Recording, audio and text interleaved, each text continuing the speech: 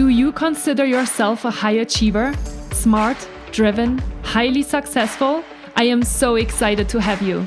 My name is Julia Arndt and I'm the host of the Stress Podcast. I will help you develop your stress resilience the same way you've developed your workplace superpowers. Learn peak performance tools to thrive at work and in your personal life. Let's get started.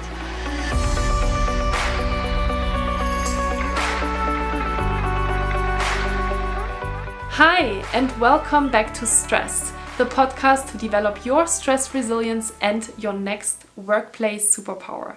My name is Julia Arndt and I'm the host of this podcast, and I'm really excited that you're joining me today for a couple of minutes to learn about my own personal experiment running for 30 days in a row. And today I want to share with you why I started this experiment and what did I learn in this experiment.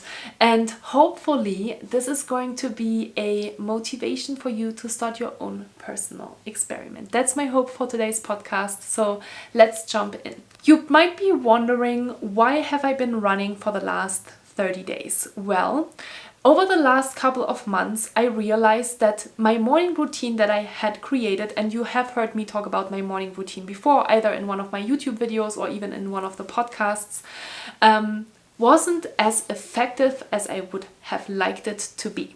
So it was really effective because all of the things that I'm doing in my morning routine really set me up for success, and they make me feel really good and accomplished, and they help me to build momentum in the morning to really kickstart my day and feel focused when I sit down for work. But something was missing. And so over the couple of weeks leading up to this personal experiment, I started to feel super tired, super unmotivated and exhausted at like 1 or 2 o'clock in the afternoon. And I told myself, well, this is kind of silly. I'm a peak performance coach, and at 1 or 2 o'clock in the afternoon, I'm experiencing this afternoon slump. And if you want to learn more about afternoon slumps, by the way, I have created a YouTube video specifically for that as well, that you can find on my YouTube channel, and I'll make sure to connect it in the show notes as well. But I was in this really deep afternoon slump. I could literally spend an hour or 2 or sometimes 3 kind of sitting on the couch and being unproductive, or sitting on the couch and having my laptop on my lap and not feeling as productive and focused and energized as I wanted to feel. And of course, one of my thoughts was, well, I am a pretty active person. I am moving every day, usually after work, because I take my dogs for a walk.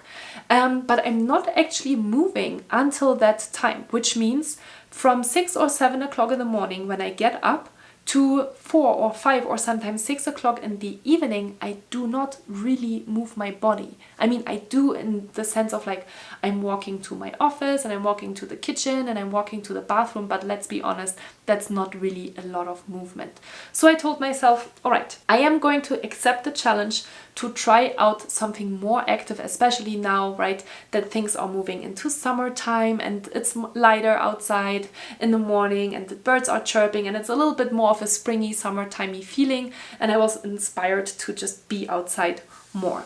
So the goal that I set myself was that every morning I wanted to go outside to move my body for 15 to 20 minutes. I wasn't specific on how much I wanted to do in terms of like exercise, right? Do I want to run or bike or walk or anything like that? I just told myself I just want to move my body and see what kind of effect that has on my energy levels and my productivity levels, right? And I have to say that I am not a morning person. That was definitely one of my excuses for the longest time. I am not a morning person. I do not like to exercise in the morning. I do not have energy. I feel hungry. I feel tired. And that's just not how I would like to spend my morning. All right, so that was that. But I told myself, 15 to 20 minutes, that's not too bad. It's not really exercise. It's not like I'm going for a 5-mile run, or it's not like I'm lifting heavy weights or something like that. I just need to do something small to get my system flowing. So that was kind of my first excuse that I overcame, right?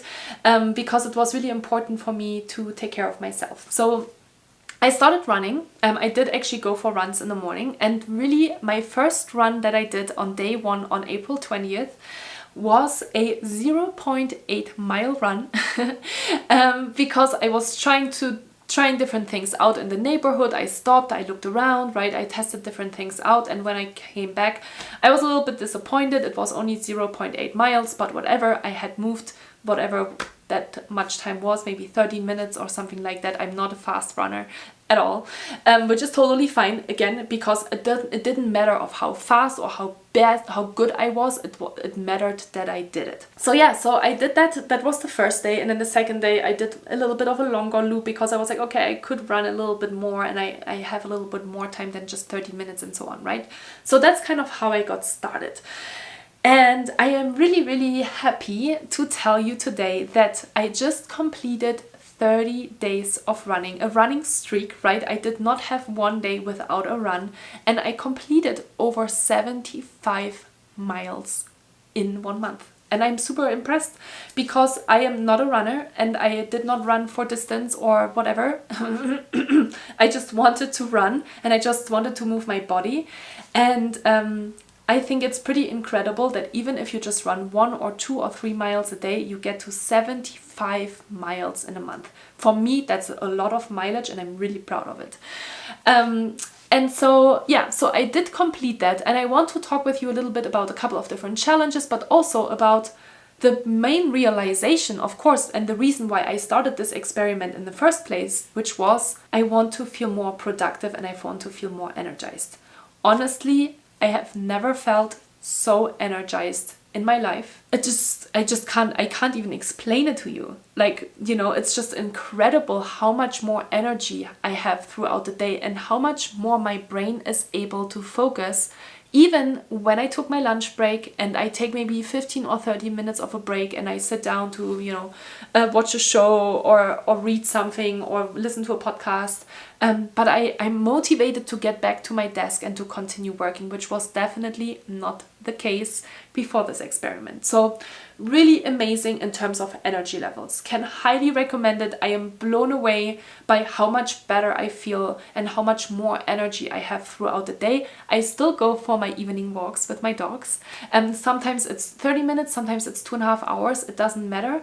I really love movement. I am actually very passionate about exercise.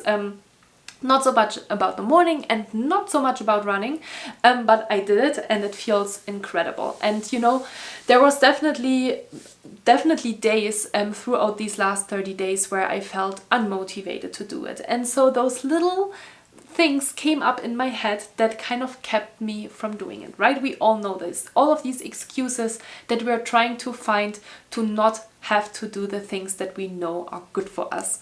And the reason why our brains are designed that way is because whenever we are starting to create a habit, a new habit, or when we're starting to try to change something in our life, then our brain says, that's not really what I'm used to, and this is out of my comfort zone. This is out of the safety state that I'm used to. And what you have to know is that your brain doesn't know the difference between what is good for you and what is bad for you. It only knows what you have been repeatedly doing over and over and over again. So if you have been getting up for 10 years in a row, not exercising well, you can be sure that your brain is going to resist that new experience because it's out of your comfort zone, it's out of that safety zone, even though it is something that is good for you. And I think it's really powerful to have that awareness, because then when these things are coming up, you can be like, oh, there it is again, our little excuse, our little brain that's trying to keep us from doing something that's actually good for me. So I've had a couple of different excuses that I want to share with you, and also the thought process around how I kept myself from not doing it and still going into that movement and going into that 15 to 20 minute exercise in the morning. The first excuse, and the point that many of you are probably thinking about, is I do not have time in the morning to do exercise. Well, let me tell you, I am self-employed, yes, that's true, but I have probably 4 out of 5 times per week meetings at 8 or latest at 9 o'clock in the morning, which means I do have to get ready and I have to make sure that I'm managing my time in order to get everything in that I'm setting out to do. And I did. And I can only tell you how impressed and how surprised a little bit as well I was how much things I can actually get done in the morning when I'm intentional about what I want to achieve. It's really cool. Even when I had meetings at 8 o'clock in the morning, I would get up between 6:30 and 7. I would go for my run. I would come home. I would take a shower, get ready, have breakfast, drink my coffee or my tea and my lemon water, brush my teeth, make my bed. The only thing that was a little bit tricky for me in those first couple of days and weeks now was my journaling, which I had to move into the evening when I had an 8 o'clock morning meeting. But I learned that my morning journaling wasn't as powerful as my morning exercise, so I swapped that around a little bit. So you need to find that flexibility and you need to still stick to it, you know. Some of us then might think, oh, I'm just not going to do this anymore because I'm not able to do it all. But I love journaling and I love to do it because it helps me to sort my thoughts, and it also helps me to create more positive thoughts, because also I do sometimes have negative thoughts or, you know, feelings or behaviors that come up that make me sad or angry. And so yeah, I had the time. I have the time. You have the time too. The question is, how focused are you on the things that you really want to do? Of course, as you know, I am not checking my phone in the morning, and that's really powerful, because when you want to do something for yourself, don't get distracted by other things. And don't find excuses. Don't find excuses. Or find them, but then still do it anyway. Excuse number 2 was that I don't have energy in the morning. I feel hungry in the morning, right? At 6 or 7 o'clock in the morning, we have probably not eaten for 10 hours at least. And so when you get up in the morning and you're going for a morning run, you're like, I don't think so, right? Because my stomach is already growling and rumbling. And all I want to do right now is to go on a run, right? And then that mind sets in, and that you're like, oh, I really am so hungry. No, I can't do this, right? We are finding these excuses. We're having these internal conversations with ourselves that are not really helpful, because here is what I told myself when this thought came up was, hey, it's 15 to 20 minutes. It's not that much. It's not like I'm doing like a crazy run where I'm exerting so much energy that I am not going to have enough energy to get back home. It's just 15 to 20 minutes. And trust me, every day for the last 30 days, I was able to go for my morning run, even sometimes on a Sunday morning for 4.5 miles without having eaten anything. So another excuse that our minds and just ourselves were coming up with, because we're like, no, I don't know, this is just too hard, and you know, and then the mind sets in. And you know, one of the things that I realized as well is that once we kind of calm our minds, and once we're like, hey mind, it's all totally cool, then all of a sudden things just they just go away, these thoughts, right? Because we're appreciating them and recognizing them, and then all of a sudden it's totally feasible and we're fine. Yes, my stomach rumbles when I start running in the morning, but usually when I come home, it's gone. Excuse number 3 was the weather is too bad. I cannot go outside and go for a 15 to 20 minute run because it's raining, because it's snowing, because it's cold, because it's too hot, because the sun is shining, right? We are always finding no matter what excuse in order to keep us from doing something. And again, that's related to your brain matter, and it's related to how your brain is trying to keep you in a safe state, but it doesn't have to be that way. You make a choice, and you know, when you see this a little bit with humor and fun, you know, just trick your brain into thinking, hey, this is really cool, right? And I tell you, I have not regretted one of my runs over the last 30 days, even though, and I'm going to tell you this in a second, one day something really bad and something really sad happened. But every time I came back from my run, I felt incredible, even though sometimes the run in itself was really hard, because here in Tahoe there's only uphill or downhill. There's not really any kind of straight running trails or running you know, running areas.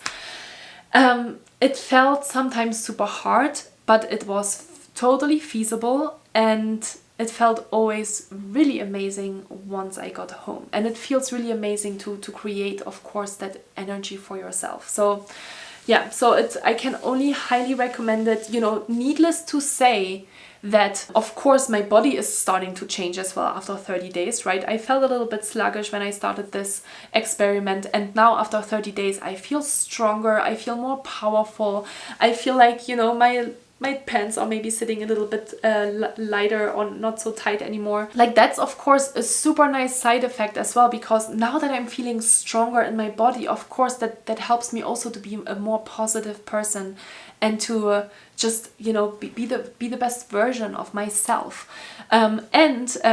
Sorry for TMI, too much information, but every morning now when I get up, I'm able to go to the bathroom before I'm going on my run, because my body has learned over the last 30 days, well, it's better to go to the bathroom now and do my business before I'm starting to run, and, you know, I have things that might make me uncomfortable. So all of these things have created these other cool routines in my life that I wasn't even aware about, right? Initially, about like how it would affect my digestive system, how it would affect my skin, how I would maybe lose a few pounds and just feel a little leaner. But the energy and just the positivity and the good feeling that I'm getting from being outside in the morning, it's so beautiful. It's fresh air and it's sunshine or rain, like even rain and snow have been really wonderful. I went sometimes running at 32 degrees or 0 degrees Celsius, and it didn't matter. It was only 15 to 20 minutes, and that was always my excuse for my excuses to tell them, hey, no, I'm still going to do it anyway. I told you something sad happened as well. So 2 weeks into my running streak, I went for a run in the morning with Izzy and Kobe, my 2 dogs. Kobe is our new little puppy who's 14 or 15 weeks old now, and Izzy is our wonderful family dog who is 8 years old. And so we went actually running in the streets because the trails were still a little bit snowy, and I was still kind of getting used to, of course, everything as well, and discovering this new neighborhood because we just moved here now 2.5 months ago. And I was running with Kobe in the front. Izzy is really, they're both really well trained. Izzy, they never wear a leash, and the streets here in our neighborhood are really, there's literally almost no cars. There's like 5 cars in the neighborhood over the course of the day, so there's nothing really for me to worry about, I thought. But I went for a run in the morning. It was a Monday morning actually 2 weeks ago, and yeah, I went running. Kobe was with me, Izzy was behind. She, you know, did her business, so I was just like running in the front because I was like, she's going to catch up, I know that, and everything is going to be fine. So I'm at the trailhead from really kind of just 5 minutes away from our house. Izzy's in the back, Kobe and I are like a minute in the front. I turn around, and kind of at the same time all of these things happen, of course, super quickly. I see a car coming, I see Izzy trying to sprint towards me to catch up with us, and the car hits Izzy. And it's really like, it was probably the most traumatic event I've had in a really long time. It was incredibly sad. I just saw Izzy get hit by that car super hard, and that car was probably driving 30 to 35 miles an hour. And I was in a complete shock, frozen state. Talk about stress and talk about like that freeze, fight, flight or freeze, right? I hadn't experienced that in a long time, but that moment happened so fast and I literally was frozen. I couldn't say anything. I couldn't step into the street to indicate to the driver that my dog was in the street. I was just completely frozen and saw it all happen in a matter of seconds. Car hits Izzy. The driver gets out of the car, asked what he hit. He hadn't even seen Izzy. She's about a 50 pound, like smallerish dog. And, you know, I'm checking on Izzy, of course, make sure that she's okay, which of course she wasn't because she just got hit by a car. And so long story short, we went back and, you know, I had to take her to the vet. I was really sad all day. I think I had never not cried in my life. I hadn't cried so much in a long time. I was really sad and upset. It was really traumatic for me to see Izzy got hit. So I had to take her to the vet, and then we had to take her to the hospital because she had some internal bleeding. She had to be in intensive care for 24 hours. You know, I don't want to get into all of these details, but what I want to tell you is that even when that happened, I did not get discouraged and use that as an excuse to take care of myself and stop doing a new routine that had made me feel so much better. So when I came home in the evening, we went to the hospital in Reno, left Izzy there for the rest of the day. So we came home Monday evening 2 weeks ago, and I went for a walk with Kobe, with our other dog. And initially I was like, I'm just not going to run today and it's fine. And, I obviously have this excuse because something really bad happened to my dog and all of these things. But then I was like, well, what an excuse. Like, I should be especially taking care of myself during these really difficult times. And so I started to run. And so I did not miss a day, even on the day when my doggy, got hit by a car, because I truly believe that at the most difficult times in our life, the most challenging, the most tiring, the most exhausting times, those are the days where you have to take care of yourself, especially where it is the most important that you invest some time in yourself, no matter what time it is and no matter what you're doing, no matter if you're going for a run or you're sitting to listen to a podcast or you meditate or whatever it is that you like to do in order to recharge. Please do not do that on these days where things are getting difficult and things are starting to be really exhausting, because that's when we need that energy. That's when we need to recharge our batteries. And when we're just coming home and we're sitting on a couch and we're watching Netflix or watching TV or we're distracting our thoughts with things, that is not the most powerful way of how to deal with these kind of things. So this is really my invitation for you today to start thinking about something that you can start integrating into your life, that you want to create a new habit around. Maybe create awareness around what are excuses that you have told yourself over the last couple of weeks and months to not start a new habit, right? We are full of these amazing, cool excuses, coming up with ideas just to not do something. And now it's just your brain that's trying to keep you in a safe state. And for me, it really helps me to have that internal dialogue with myself and say, hey brain, thank you so much for protecting me and telling me all of these different things that might keep me from doing this, but it is absolutely okay and it will keep us both safe even when I do it. And that helps me to relax into that thought and to still do something that I set out to do. I hope that this is inspirational for you. I hope that motivates you to start changing something in your life, to start to try out a new routine, or to practice more self-care just in general, because maybe you haven't done that in the past. No matter how hard times get, you need to make sure that you take care of yourself on a daily basis. And if you need help with that, I'm here for you. I always tell you that, and I 100% mean it. Reach out to me. There's so many different ways of how we can interact. You can set up a one-to-one conversation with me. I highly encourage you actually to come to my weekly Workable Wednesdays group coaching sessions. I absolutely love them. I have around 45 people now that are part of this group. We are setting new goals every month and we are helping each other to achieve them. Every month has also a special focus. So I'm still, of course, sharing a little bit of content with the group. And this month we're talking about how to reduce negative self-talk. And then we're creating awareness and tools and goals around that specific area. And then we talk on a weekly basis about challenges and wins and difficulties. So that's a really cool way to start doing and to have an accountability system in place to make sure that you're doing something. I love that group. I'm always really, really excited to see those people in the morning. So I would love to see you there. If you're interested, come on over. There's a form that you can fill out, or you send me an email. I'll put all of the links in the show notes. But it's a really, really, really, really cool way. I love it really super much. It makes me really happy. It's so much power to do it in a group. This is my first test in doing more of a group coaching setup. I've never done it before. I've never really believed in it too much, honestly. But the power it has created for the people that are there and for me is wonderful. So I highly invite you to join us there as well. If you want to, it's for free. You don't have to pay for it. It's a 1-hour coaching session every Wednesday at 8 a.m. PST. And yeah, that's all I wanted to share with you today.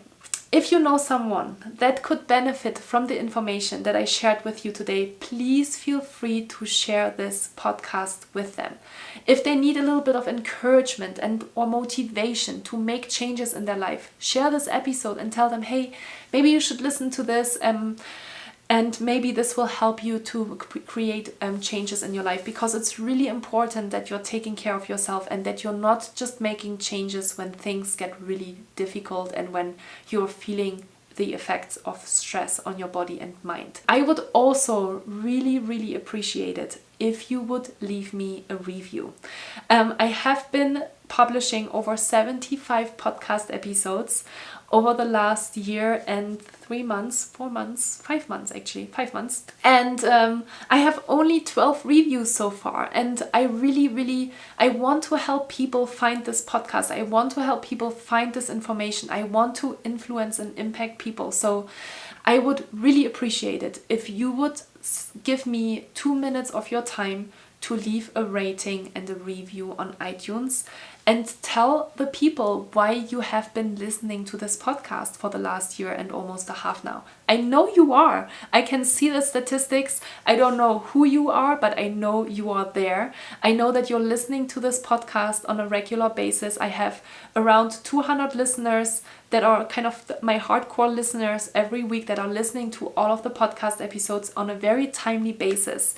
And I appreciate it. And I want to hear from you. I want to hear how this has been helping you. You know, for me, this is really inspirational to read from you and to know that what I'm doing is helping people out there, because that's the only way of how I can interact with you or how I can even hear from you. So please do me a favor and please help me and help other people find this information. Leave me a review, share it with other people, and I will see you next week. As you know, next week will be a podcast interview. I still have a couple of cool podcast interview guests up my sleeve, so I'm excited to share with you the next podcast interview. And until then, take care of yourself, be healthy, be well. Let me know if you have any questions, if you need help. I always am super excited to hear from each and every single one of you. So thank you, and I talk to you really soon. With gratitude, Julia.